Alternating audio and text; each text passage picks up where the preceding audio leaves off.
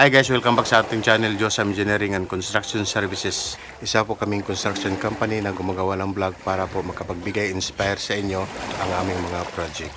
Isang like and share, malaking tulong na po yan sa amin. Salamat!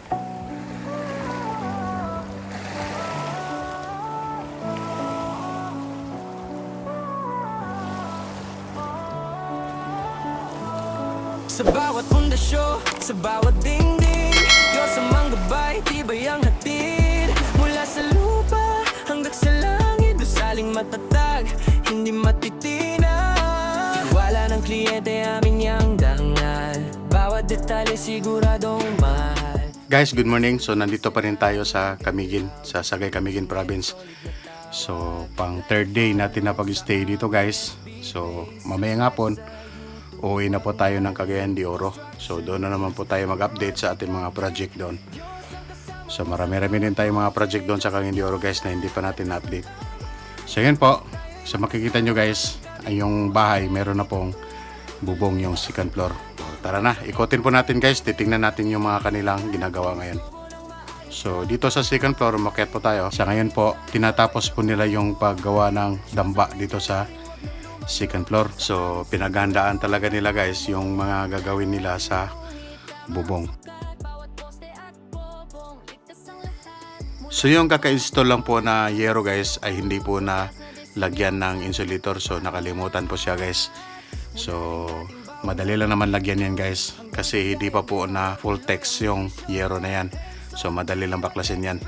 So mamaya-maya lamang lalagyan na nila ng insulator yan.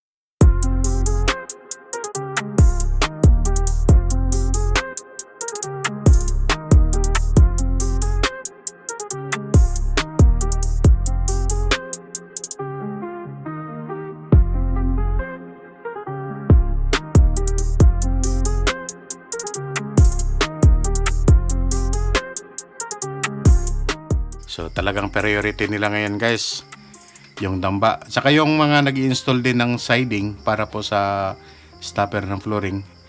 Hindi pa po natapos yun guys kaya tinatapos na rin nila para makapag-flooring na rin sila guys.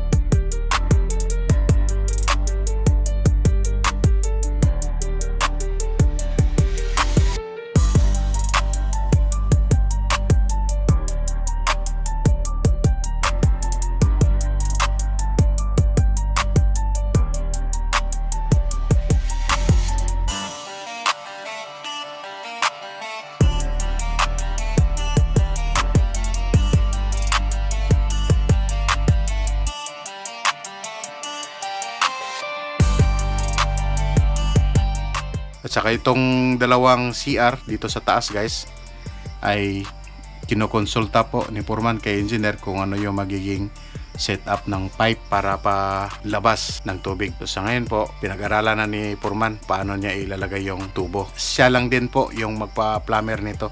Ito na po guys, no? Kasalukuyan na pong ini-install ni Foreman yung tubo.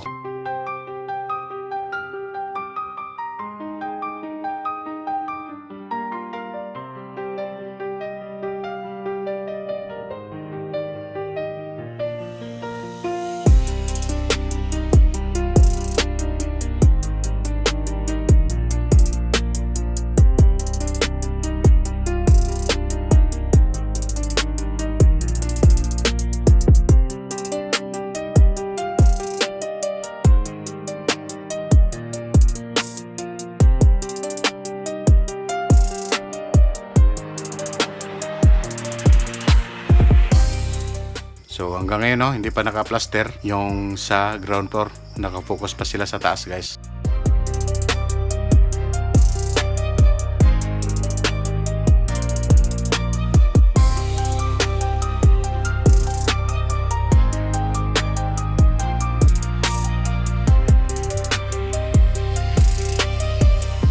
So mayroon pang mga portion guys sa taas na hindi pa tapos na lagyan ng trusses, kaya ilalagyan na ng trusses kasi so mamaya-maya lamang ipagpatuloy na rin nila yung kanilang pag-i-install ng yero.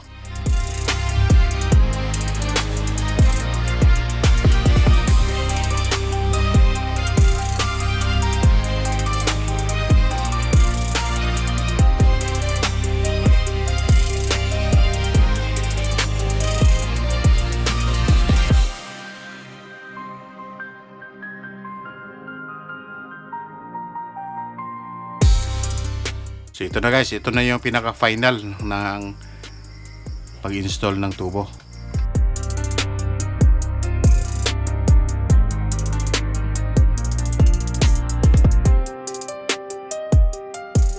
So yun po guys no, sa sandaling ito, meron na pong insulator yung yero.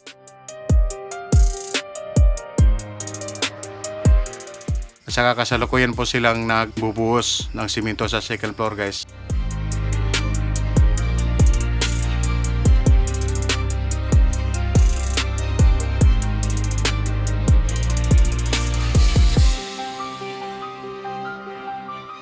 So ito na po, pauwi na po tayo guys. Nandito na po tayo sa port ng Ginsiliban. Pauwi na tayo ng Cagayan de Oro. So pansamantala ako magpapaalam sa inyo guys. Babalik po tayo guys dito next week. So bye bye na po. Follow sa aming FB page. Subscribe sa YouTube, huwag malate. Construction tips at project update. Joyos ang kasama mo sa bawat project. Diyos ang lakas ng kamay. Tayo'y magkasama, walang kabig.